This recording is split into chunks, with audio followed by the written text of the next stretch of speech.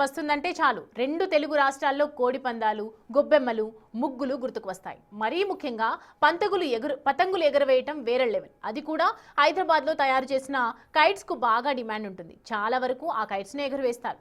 ఈ క్రమంలో చైనీస్ మాంజా విక్రయిస్తే కఠిన చర్యలు తీసుకుంటామని వార్నింగ్ ఇచ్చారు సిపి సజ్జనార్. చైనా మాంజా విక్రయిస్తే క్రిమినల్ కేసును నమోదు చేస్తామని హెచ్చరించారు.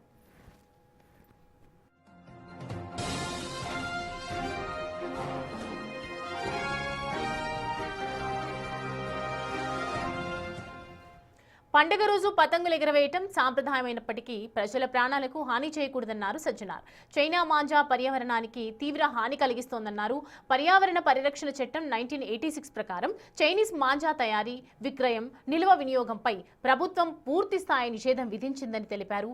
దీన్ని కఠినంగా అమలు చేసేందుకు హైదరాబాద్ వ్యాప్తంగా ప్రత్యేక నిఘా వ్యవస్థను ఏర్పాటు చేశామన్నారు సజ్జనార్. పేరెంట్స్ కూడా తమ పిల్లల విషయంలో బాధ్యతగా వ్యవహరించాలన్నారు. పిల్లలకు మాంజా కొనివ్వద్దన్నారు. చైనీస్ మాంజాతో శరీరం, వేళ్లు తెగిపోయే ప్రమాదం ఉందని హెచ్చరించారు.